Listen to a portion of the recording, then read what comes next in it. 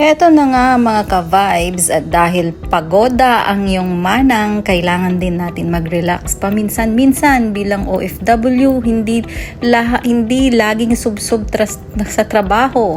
Kailangan, dahil libre, may nag-invite, so gora ang iyong manang at nag-e-enjoy sa swimming pool kahit hindi marunong lumangoy.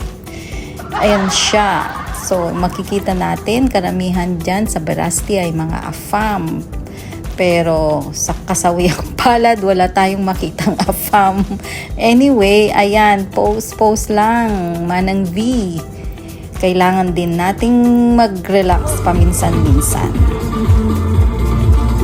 At alam nyo ba na ang Verasti ay isa sa pinakasikat na beachfronts or beachfront bars and beach clubs dito sa Dubai na makikita sa Le Méridien malapit sa Dubai Marina.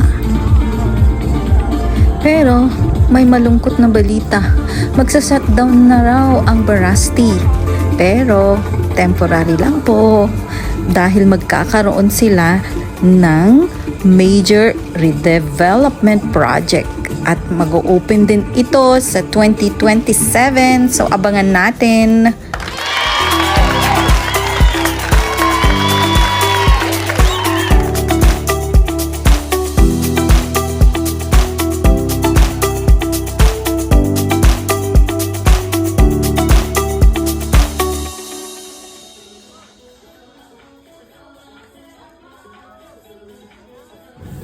Ayan mga ka-vibes, mukhang nag-e-enjoy ang mga kasama ko dyan. Mga iba't ibang lahi. May mga puti, may mga Arabs, may mga Filipino din. Parang nakita ko may kasama akong Filipino dyan.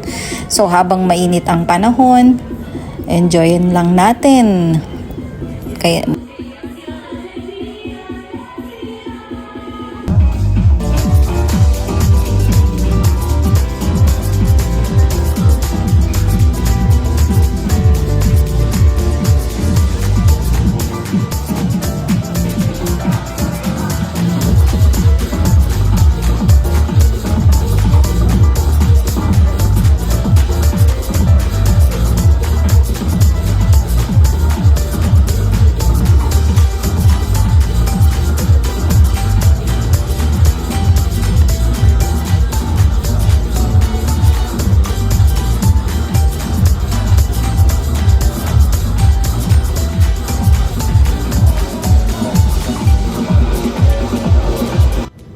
hala, sige, enjoy pa more, Manang V.